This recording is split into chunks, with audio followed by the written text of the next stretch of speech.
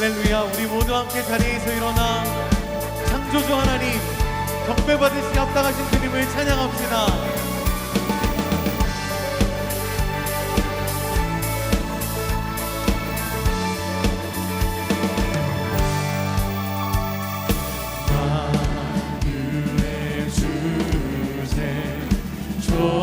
존귀하신 예수, 사랑이 되신 하나님,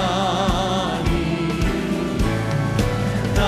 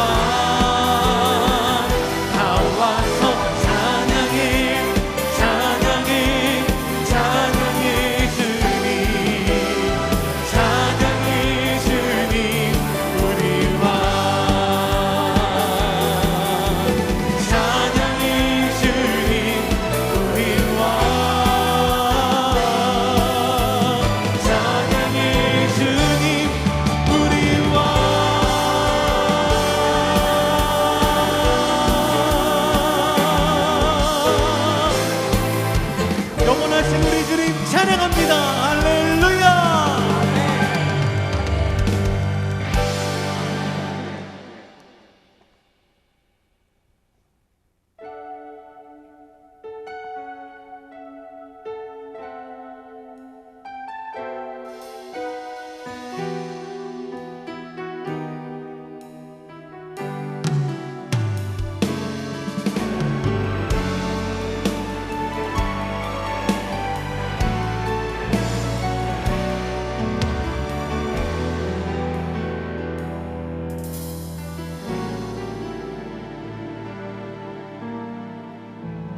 주를 위한 이곳에 예배하는 자들 중에 그가 찾는 이 없어 주님께서 슬퍼하시네.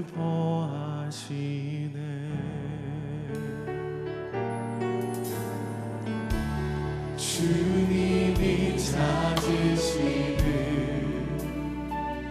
그 한 사람 그의 배자 내가 그 사람 되길 간절히 주께 예배하네. 은혜로 이곳에 서 있네. 주 임재에 엎드려 절하네. 그 어느 것도 난 필요 없네. 주님만 경배해.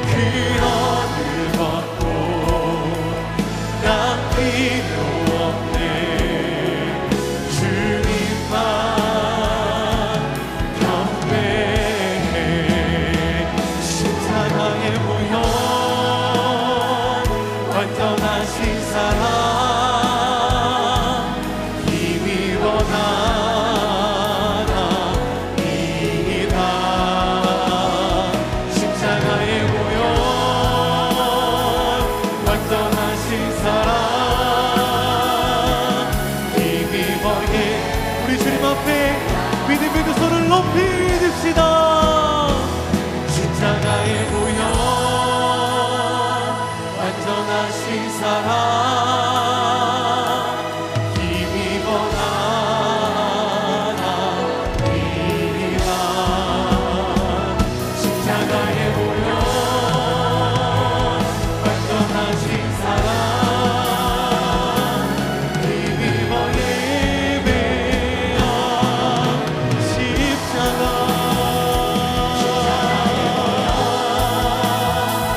완전하신 사랑 힘입어 나아가리라.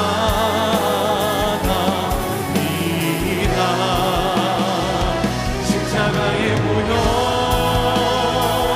완전하신 사랑 힘입어 예배합니다.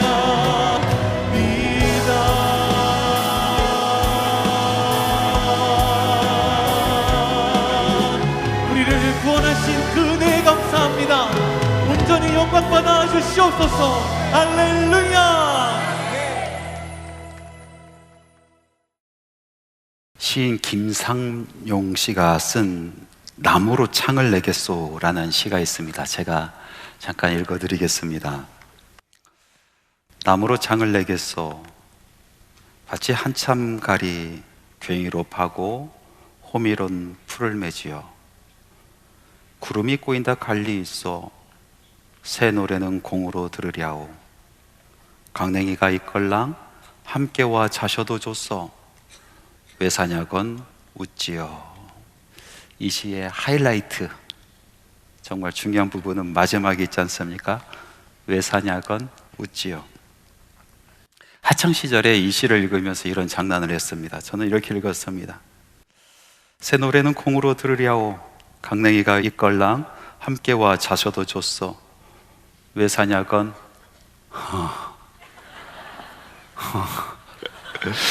이렇게 장난하면서 읽었습니다.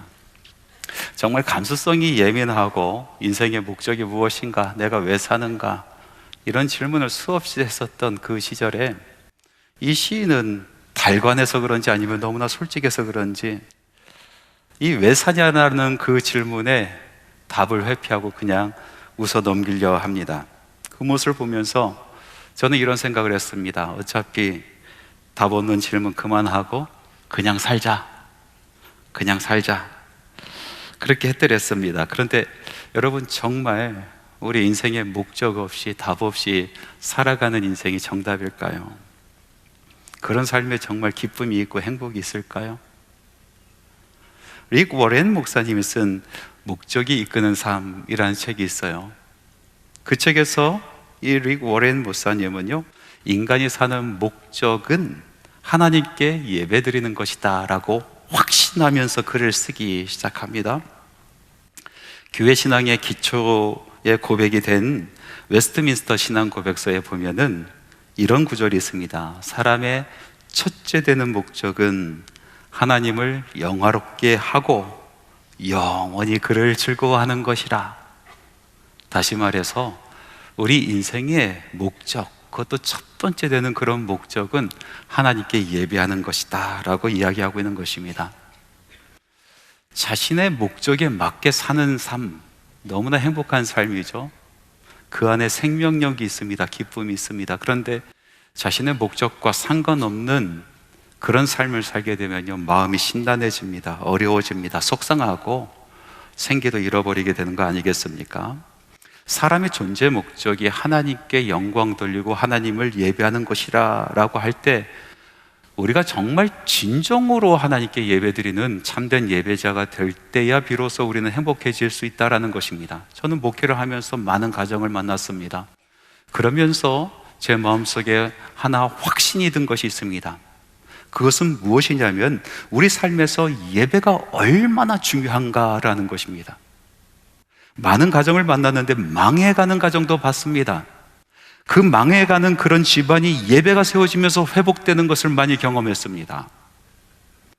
또 예수 믿어 대대로 복을 누리며 살다가 그만 예배가 무너지면서 한순간에 폭삭 주저앉는 그런 가정도 수도 없이 많이 만났습니다. 확실히 우리의 존재의 목적, 하나님께 예배드리는 그 예배는 우리 삶의 행복과 직결되어 있습니다. 오늘 이 말씀, 아벨의 이 예배의 이야기를 통해서 우리는 우리 삶 속에서 드려지는, 하나님께 드려지는 이 예배를 돌아보고 또 돌아봤으면 좋겠습니다. 우리의 예배를 다시 하나님 앞에서 세우는, 또 결단하는 그런 시간 되기를 간절히 바랍니다. 범죄한 아담과 하와가 이제 에덴에서 쫓겨나서 에덴의 동쪽에 터를 잡고 삶을 영위합니다. 그러면서 가인과 아벨을 낳습니다.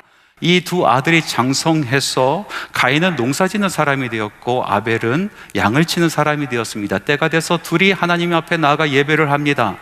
가인은 땅의 소산을 하나님께 올려드렸고 아벨은 첫 양 새끼 그리고 그 기름을 드렸다 하였습니다. 하나님께서는 아벨의 제사를 받으시고 가인의 제사는 받지 않으셨습니다. 문제는 여기부터 시작이 됩니다. 가인이 시기하기 시작합니다. 질투합니다. 마음속에 분노가 가득합니다. 하나님께서 이래서는 안 되겠다 싶어서 가인을 찾아가십니다. 그리고 말씀하십니다. 죄를 다스릴지니라. 하나님의 말씀을 듣지 않습니다. 가인은 그 죄를 마음속에 더욱더 품고 키워갑니다. 그리고 마침내 동생을 들로 끌고 나가서 돌로 쳐 죽이고 마는 것입니다. 그리고 태연하게 아무 일도 없었던 것처럼 살아갑니다. 하나님께서 모든 것을 아셨습니다. 땅이 이야기했습니다. 땅이 소리를 질렀습니다. 아벨의 피를 토해냈습니다. 결국 하나님께 가인은 징계를 받고 더 먼 동쪽으로 쫓겨가 그곳에서 유리하는 삶을 살게 되었습니다.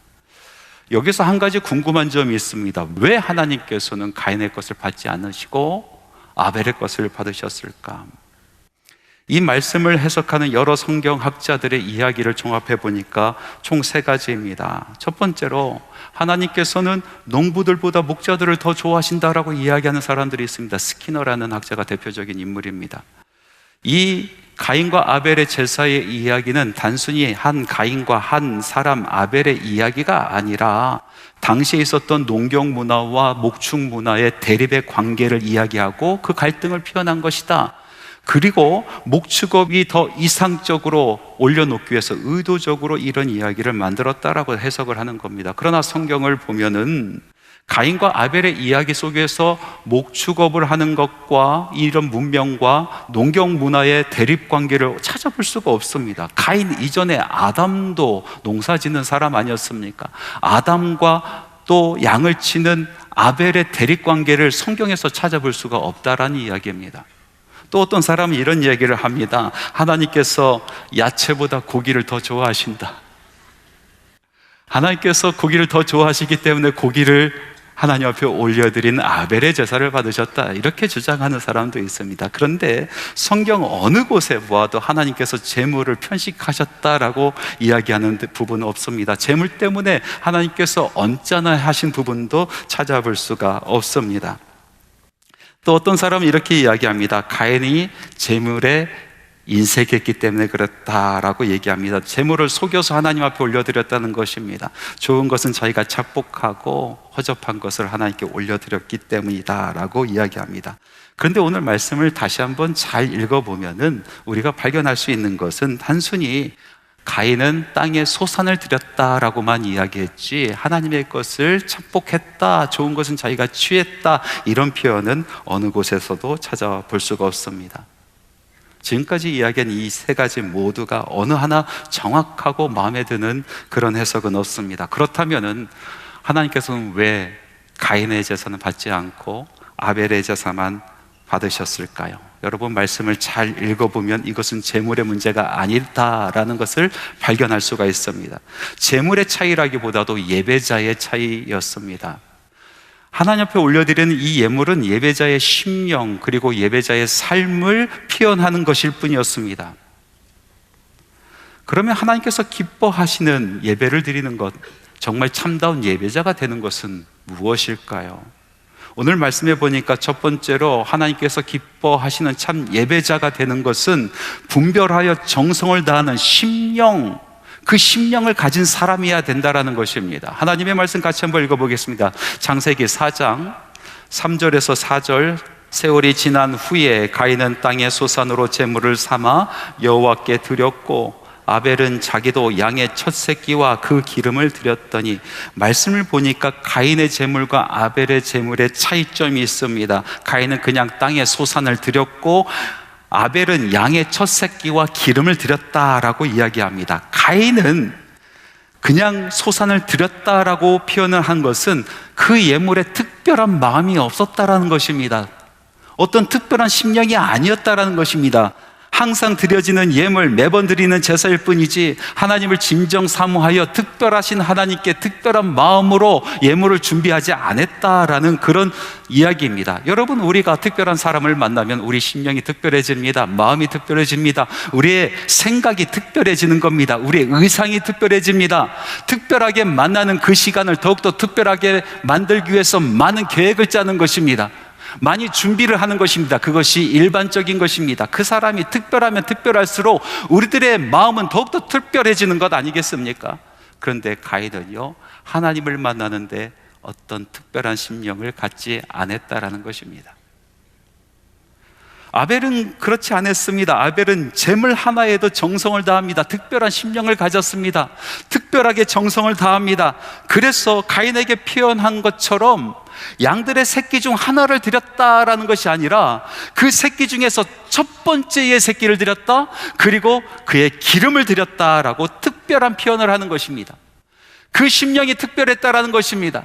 특별한 하나님을 만나는 그 심령이 특별했다라는 것입니다. 그래서 분별하고 구별하여 하나님께 예물을 올려드렸다라는 것입니다. 바로 그 특별한 마음을, 그 특별한 분별의 정성을 하나님께서 받으신 것입니다. 성경에서 정성을 다해서 특별한 예배를 드렸었던 사람이 구약 성경에 또 하나 나오지 않습니까? 바로 엘리야 선지자입니다. 갈멜산에서 바알과 아사랴 선지자들과 함께 누가 정말로 살아계신 하나님인가, 누가 정말 우리 예배를 받으신 하나님인가 두고 내기를 하였습니다. 단순히 물건을 걸고 한 내기가 아닙니다. 목숨 걸고 한 그런 싸움이었습니다. 영적인 전투였습니다. 엘리야가 하나님 앞에 나가는데 지극 정성을 다합니다. 흩어졌던 이스라엘들을 하나님 앞에 모으기 시작합니다. 그리고 홀로 외로이 무거운 돌을 짊어지고 12지파를 대표하여 12개의 돌을 날라다가 제단을 쌓기 시작합니다. 온몸이 땀으로 적셔졌습니다. 제단이 엘리야의 눈물로 적셔졌습니다. 그리고 그 다음 말씀에 보니까 제단의 주변에 도랑을 파고 제단 위에서부터 물을 붓기 시작합니다. 아주 충만하게 붓는 것입니다. 그리고 또랑에 가득 찰도록 물을 부었습니다. 왜 물을 부었을까요? 여러분, 지금 불을 내리는 그런 시합을 하고 있는데 작은 스파클에도 불이 확 붙을 수 있는 기름을 부어야 될 때인데, 그런데 이 엘리야는 물을 붓고 있습니다. 왜 그랬습니까? 물이 가장 귀한 것, 최고의 것이기 때문에 그랬습니다. 엘리야가 지금 하나님 앞에 나가 제사를 지내는 이때는 3년 동안 가뭄이 있었던 때입니다. 물이 가장 귀합니다. 물이 모든 것입니다. 물이 모든 것을 결정하는 것입니다. 물이 권력입니다. 물이 힘입니다. 물이 삶을 살아가는 생명입니다. 그 물을 아낌없이 하나님 앞에 드리는 것입니다. 최고의 하나님께 최고의 것을 올려드리는 것입니다. 쏟아 부어 드리는 것입니다. 그리고 그 제단 앞에 엎드려 하나님 앞에 간절히 기도합니다. 여호와 하나님이시여 응답하여 주옵소서. 여호와 하나님이시여 나의 기도를 들어주시옵소서. 이 음성을 들으시고 하나님께서 그 제단을 연락하셨습니다. 최고의 하나님께 최고의 것을 드린 엘리야의 이 예배를 받아주셨습니다. 다른 사람들은 다 떠나가고 하나님은 죽었다, 하나님은 있지 않다라고 이야기하여 예배를 다 패하고 뿔뿔이 흩어져도 그 흩어진 그곳에서, 아니, 나에게 여전히 하나님, 여호와 하나님은 최고의 분이시고 내 심령을 다해 최고의 것을 드린 엘리야의 예배의 모습이었던 것입니다. 여러분, 하나님의 말씀에 너희의 몸을 하나님이 기뻐하시는 거룩한 산 제물로 드리라 라는 말씀이 있습니다. 하나님께서 기뻐하시는 거룩한 산 제물, 살아있는 제물은 무엇입니까? 생명 있는 제물, 생생한 제물, 최고의 상태의 제물, 죽음이라는 그림자도 보이지 아니하는 최고의 것을 하나님 앞에 드린다라는 것입니다. 최상의 상태, 최상의 조건으로 주 앞에 나가 예배하라라는 것입니다. 우리의 몸의 상태가 최고의 상태, 우리 영의 상태가 최고의 상태, 우리의 심령의 상태가 최고의 상태로 하나님 앞에 나가 예배를 드리라라는 말씀인 것입니다. 사랑하는 성도 여러분, 지금 하나님 앞에 예배 드릴 때 여러분 최고의 상태를 하나님 앞에 올려드리시기 바랍니다. 최고의 찬양을 하나님께 올려드리시기 바랍니다. 최고의 예물을 하나님께 올려드리시기 바랍니다. 설교자는 최고의 설교를 하기 위해서 일주일 동안 몸부림치는 것입니다. 주일만 바라보며 매일같이 말씀을 묵상하며 살아가는 것입니다. 이 선포되는 말씀이 오늘 말씀이 마지막이다라는 생각으로 하나님의 그 신령한 말씀을 태어나는 시간이 마지막이다라는 생각으로 말씀을 최선을 다해 전하는 것입니다. 그 말씀으로 인하여 영혼이 변화받고 쓰러진 영혼들이 다시 일어난다라는 확신을 가지고 하나님의 말씀을 전하는 것입니다. 우리 찬양대가 얼마나 뜨거운 찬양을 합니까? 이 찬양대의 찬양이 하나님 앞에 은혜로운 찬양, 하나님께서 기뻐 받으시는 찬양이 되기 위해서는 하나님 앞에 무릎으로 나가서 기도하는 찬양이 되어야 되는 줄 믿습니다. 먼저 그 찬양으로 말미암아 성령의 기름 부음을 받으시기 바랍니다. 성령으로 뜨거워지시기 바랍니다. 그렇게 뜨거운 마음을 가지고 하나님 앞에 나와 찬양할 때에 여러분들이 받은 그 성령의 기름 부으심이 이 온 회중에게 미치게 되는 것입니다. 사랑하는 성도 여러분, 방송실에서 사역하시는 분들 얼마나 최선을 다하십니까? 여러분들의 사역 하나님께서 기억하실 것입니다. 그러나 여러분 온전하십시오. 오차 없이 준비하십시오. 세상에서 하는 일보다 더욱더 온전한 것으로, 최고의 것으로 하나님께 올려드리시기 바랍니다. 안내하시는 분들, 여러분의 수고를 하나님께서 기억하실 것입니다. 그러나 여러분 기억하십시오. 한 영혼 한 영을 맞이할 때에 예수님 맞이하듯이 맞이하십시오. 그것이 예배입니다. 최고의 것을 하나님 앞에 올려드리는 것입니다. 예배는 단순히 예배 프로그램이 아닙니다. 우리 모두가 우리의 심령을 새롭게 하고 우리 심령의 최고의 것으로, 나의 몸의 최고의 것으로, 나의 영혼의 최고의 것으로 하나님께 올려드릴 때에 우리 한소망의 예배를 우리 하나님께서 흠양하시고 우리 한소망의 예배를 연락하실 줄 믿습니다. 또 말씀을 통하여 우리가 보는 것은 하나님께서 기뻐하시는 예배는 우리의 심령뿐만 아니라 예배자의 삶을 보시고 그것을 연락하신다라는 것입니다. 하나님의 말씀을 또 읽어보겠습니다. 여호와께서 아벨과 그의 제물은 받으셨으나 가인과 그의 제물은 받지 아니하신지라. 하나님께서 받으신 것은 제물만 받으신 것이 아닙니다. 무엇을 먼저 받으셨습니까? 하나님께서 먼저 관심 있게 보시며 받으신 것이 있습니다. 하나님께서 아벨의 제물을 받으신 것이 아니라 아벨을 받으셨습니다. 그리고 그의 제물을 받으셨습니다. 하나님께서 가인의 제물을 연락하지 아니하신 것이 아니라 가인을 거부하신 것입니다. 그리고 가인이 바친 그 예물을 받지 아니하셨다는 것입니다. 하나님의 관심은 제물에 있지 아니합니다. 하나님의 관심은 예배를 드리는 그 사람의 삶에 있는 것입니다. 그 심령을 받아주시면서 그의 삶을 받기를 원하시는 것입니다. 여러분, 가인은 분별 없는 삶을 살았습니다. 그 예물에 드러나지 않습니까? 분별 없이 살아가는 가인은 분별 없는 예물을 드렸고, 삶 가운데 분별이 있고 거룩한 삶을 살아갔었던 이 아벨은 하나님 앞에 거룩한 것, 분별이 있는 것을 바쳐 올린 것입니다. 저는 종종 이런 생각을 해봤습니다. 만약에 하나님께서 아벨의 제사를 받지 않으셨다면 아벨도 가인과 똑같이 고개 숙인 자가 되어서 죄를 가슴에 품고 하나님께서 죄를 다스리라 하셨는데도 그것을 이기지 못하고 범죄의 길을 치달았을까?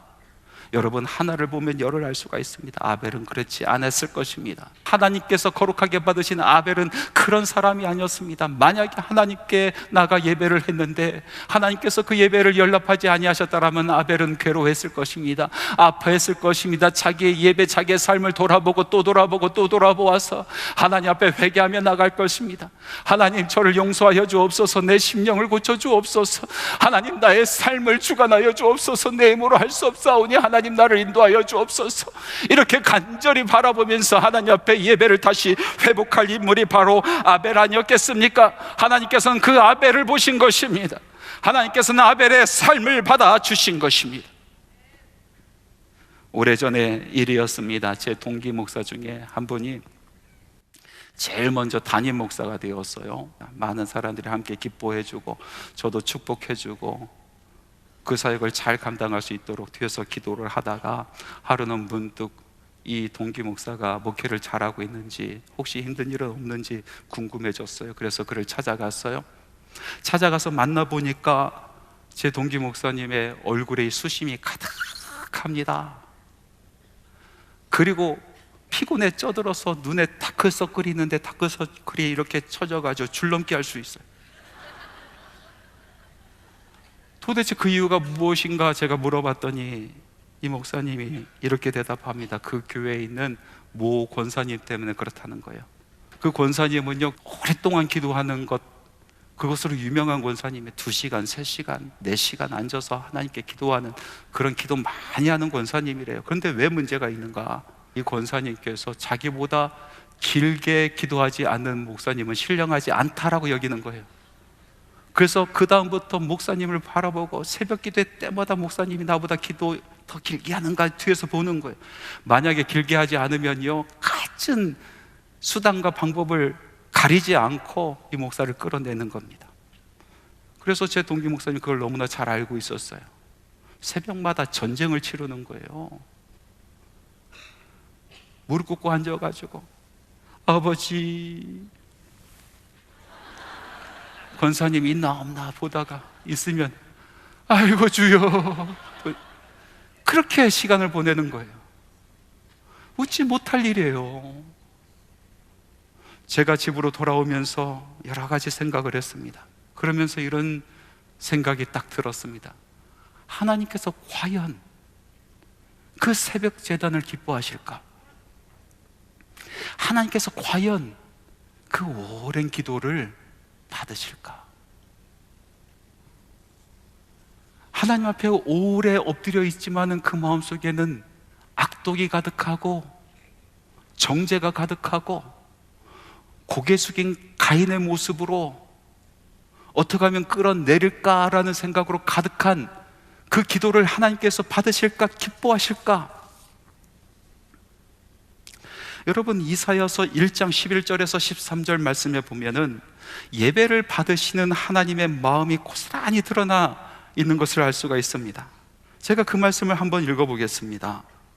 여호와께서 말씀하시되 너희의 무수한 재물이 내게 무엇이 유익하뇨?